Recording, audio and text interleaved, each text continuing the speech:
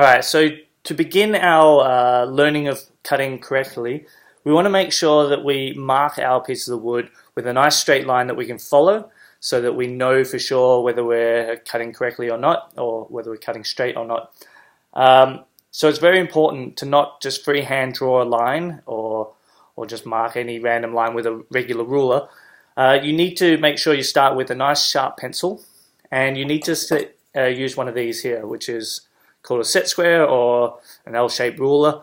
And what I'm going to do is I'm going to use this here on a piece of scrap wood and mark myself a top line, which is a line that's going to be on the top of the wood here, and a face line, which is the one that comes down the face, the part that you can see that's facing towards you.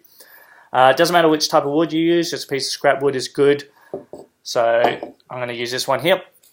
And how I use this here, the set square, the L-shaped ruler, is that this is set perfectly at a 90-degree angle for me. It's machined, so it's perfect. And what I can do with this piece here, which is a bit thicker than the other edge, is I can actually place that against my piece of wood here. And if I hold it firmly against this edge here, if this edge is square, then this will create a square line to that. So I can actually mark myself a line all the way across this piece of wood. Now you can get different sizes of these depending on the size of your wood. If I hold it down on the table, of course, what I like to do is I actually use my thumb here. I put my thumb against the edge of this, and I use my other hand here just to hold the piece of wood down. So then I've got my other hand free to mark the line.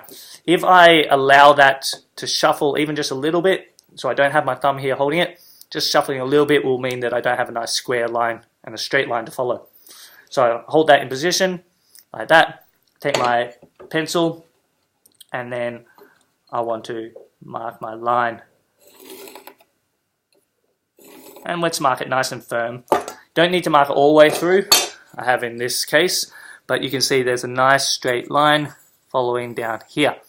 I'm going to mark several of these so that I can practice this many times. Saw cutting correctly takes a lot of skill. It's a motor skill, so you need to practice it many times. The same would be as if you were running. To be a good runner, you need to run every day. So with sawing, you need to get good motor skills.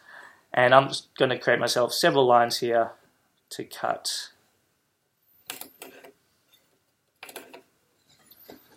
Alright, so now you can see I marked those lines nicely there. And they're all nice and straight, and you can see they're parallel to each other because I've made sure that I've kept that guide on there nice and solidly on the edge there. So now what I need is I need a top line here to follow, because this is where I'm actually going to start cutting, and I need to see where to start.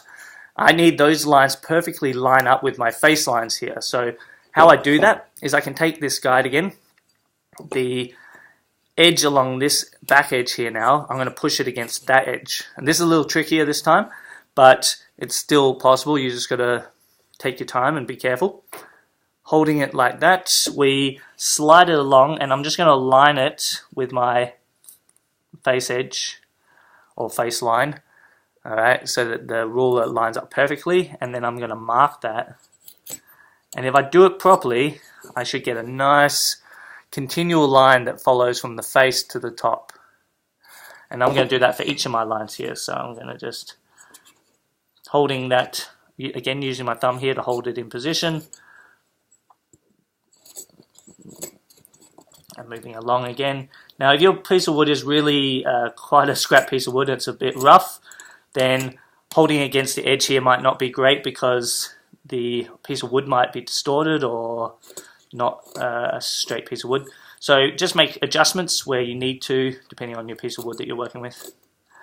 Alright, the idea is that now we've got a nice face edge, or face line, sorry, following onto the top line here that we can cut with. So that's what you should end up with. Some nice straight parallel lines and then parallel lines on the top.